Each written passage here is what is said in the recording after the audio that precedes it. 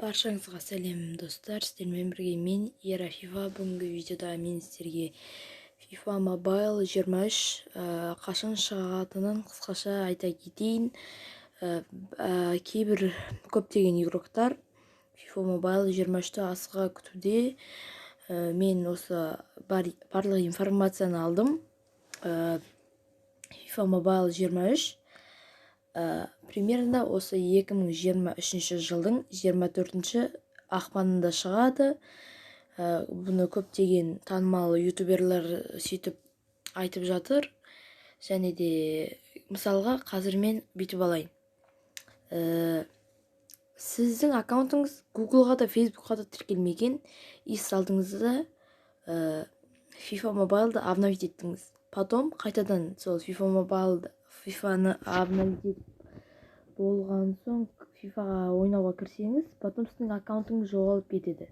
Бізге сол проблеманы мен сіздерге қазір сол проблеманы исправить етуге мен сіздерге көмектесемін. Алдымен мына настройкаға кіреміз FIFA-дағы. Потом біз осы мысалы қазір көрсетейін мен сіздерге. Настройкаға кіреміз. Потом привязка учетной записini басамыз.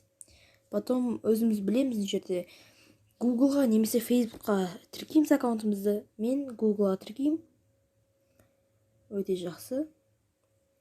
Егер осы способ істесеңіз, сіздің аккаунтыңыз жоғалмайды.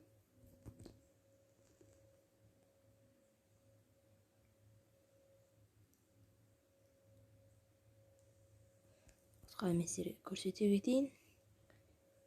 Кейбіреуі өстіп аккаунтын жоғалтып жатыр.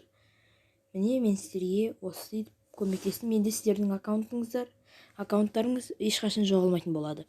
Және де мен бәріңіз білетін шығарсыздар, мен едім қалай составты тез көтеретінін. Және осы видеода мен бір нәрсені ұмытып кетіппін. Мысалға қазір мен көрсетейін сіздерге. Менде составым 116 болып тұр, и мен заменаға игроктар қосайын. Мысалға қазір.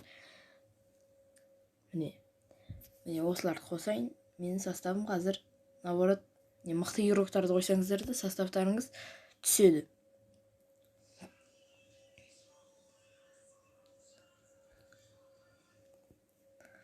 Көрсетем. Естіп. Опа.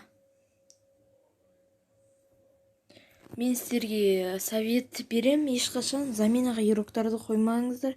Бұл сіздерге составтарыңызға жаман әсер етеді. Составтарыңыз, егер мысалға мен мықты игроктарды қойсам да составымыз түседі. Сол үшін заменаға ешқай игроктарды қоймауға кеңес беремін. Осымен біздің видеомыз тәмам. Баршаңызға сәттілік, сау болыңыздар.